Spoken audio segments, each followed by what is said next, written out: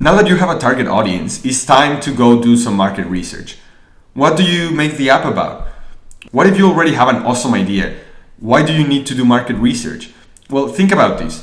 If you had a great idea for a game that kids could like, and you were going to release it when the movie Frozen had just come out, your game would be more successful if it had an ice theme to it.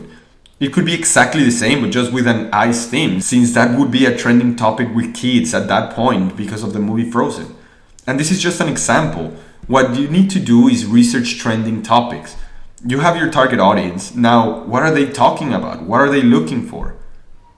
Now, a really great way to do this is on Google Trends. So it's google.com/trends. In here, if you haven't been here before, you can just pretty much search how different topics are trending for Google searches, right? So the catch here is, for example, if you see something that is trending now, it may be a bit too late already and you probably won't make that much money, because by the time you finish programming the app and designing it and you actually end up uploading it, there would probably already be a few other apps that went for these trending topics, and it will be a lot harder to make money from yours. So what you need to do is explore trends. If you go here and you click on explore, you go to the main explore trends page. In here, what you can do is you can just add terms and see how they have been behaving over time. For example, I'm just gonna look for a few random things, like let's say ice.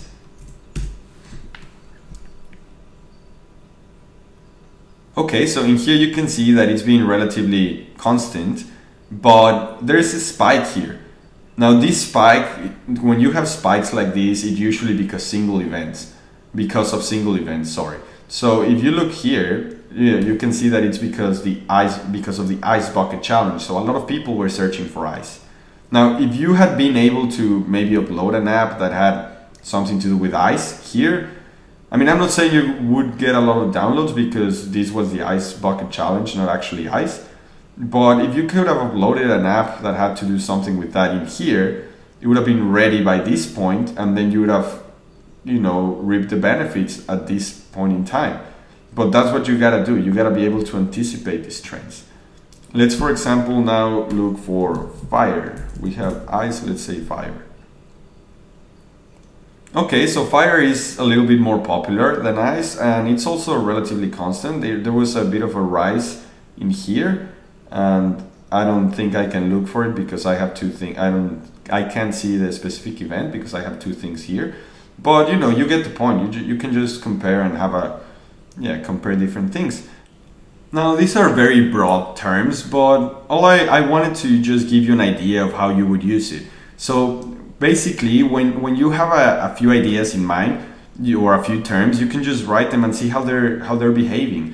And also, if you can, just for example, if you know of events such as the Ice Bucket Challenge, or maybe when an artist released a CD or something, or when a movie came out, you could search the trend and have a look at if it had an actual impact on that date. And maybe if you notice that an event that, for example, causes spikes often, like new movies of a certain type or CDs from a certain artist, then you can just start anticipating those trends. And you could also go down here and look at how it's behaving in different countries. Costa Rica, had a lot for some reason, and this is on ice. I could also click on fire, and the United States had the most. And in here you have related searches, so you could also get some other ideas in here. You're like, okay, well, I did ice, but maybe ice cube, or maybe ice skating or ice rink, and you could also get other ideas potentially from here.